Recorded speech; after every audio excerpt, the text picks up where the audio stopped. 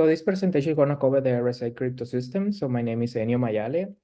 The agenda for this presentation is going to be the introduction to RSA, evolution to RSA, and an historical overview, the mechanism behind the scene, the RSA, and how the ciphering and deciphering processes work in the RSA, and how the public generation and private generation process works.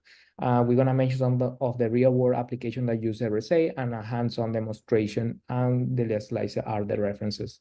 So we're going to mention how the symmetric encryptation process works. So basically, the concept of that is providing a secret key that is going to be shared between the sender and the recipient, and we're going to use the secret key to encrypt and decrypt the message. The concept of the asymmetric encryptation process is providing a public key, which is different than the secret key. So the public key is provided to the sender, and the secret key is going to be stored by the recipient. So, but those two keys needs to be mathematically linked. So what is exactly RSA in this case? So RSA stands for the River Shamir Alderman, which are the last name of the creators.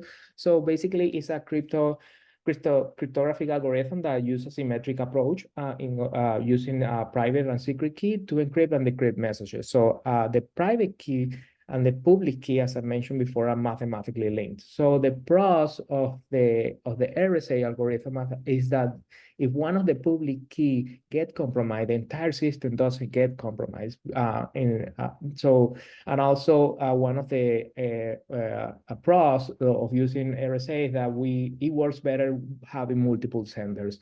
The cons on the RSA algorithm is that the performance it requires more computational effort in order to calculate or in order to encrypt and decrypt the message, and also is not easy to understand. And we're going to talk about an historical overview about the public key cryptography. It seems that back in 1960 there was some research done, but it was done by the government communication headquarters in UK during the World War II. And that was a confidential information that cannot be exposed back in the day. But officially, is in 1960, the initial person that did that work in UK was James, Clifford, and Malcolm. These three guys in this side of the slides. But officially, it was published by Whitfield, Martin, and Rolfe in 1976, which are the three guys over here at the top right of the slides. But the RSA, as I mentioned before, stand for the Rivers, Shamir, and Alderman, which are the three guys that we see in the right lower corner of the slide.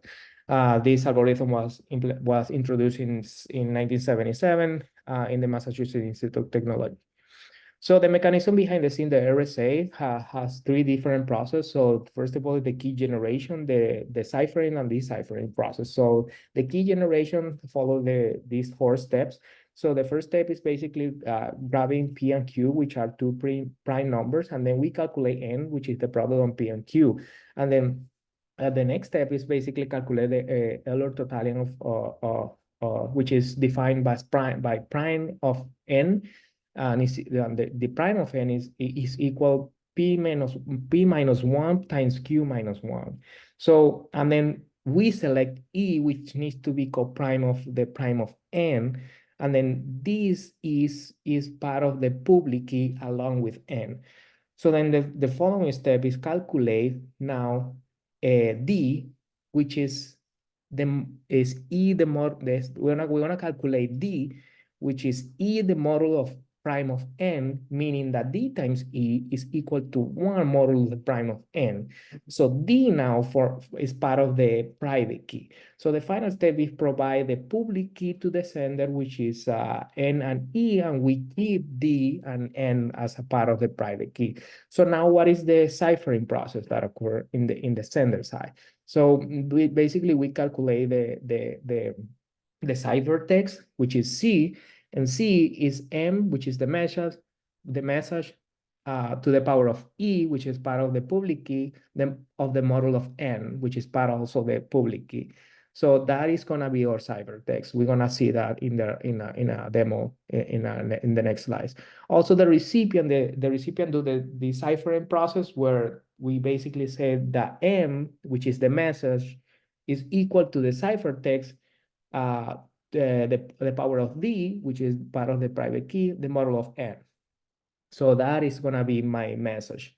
So here I have a quick example. So we have the public key and the private key. So the public key is part of the sender environment. So we have E and N, 5 and 14 is 5, E and S 14.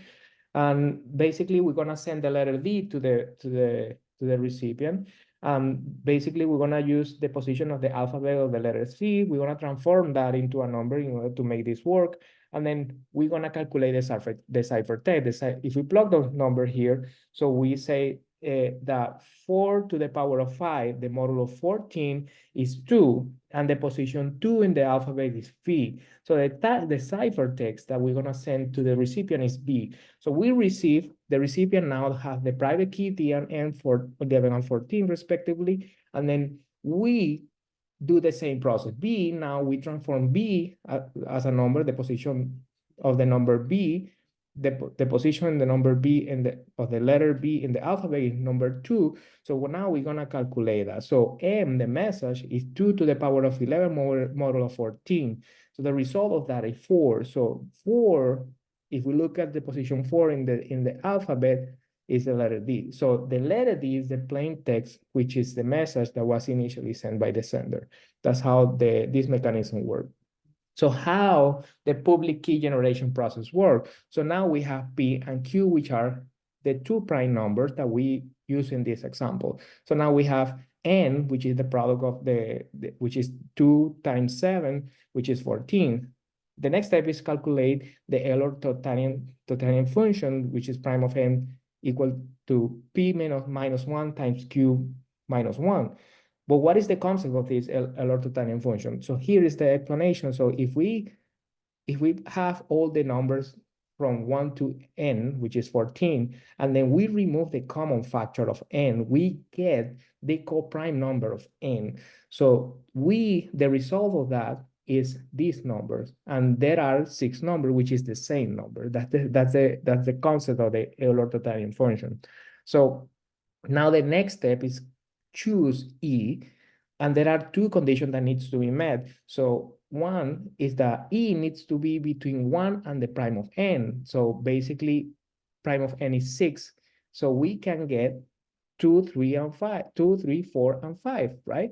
So because we cannot, 1 is not part of the range, and 6 is not part of the range. So now the second condition is the coprime of that needs to be coprime of N and the prime of N.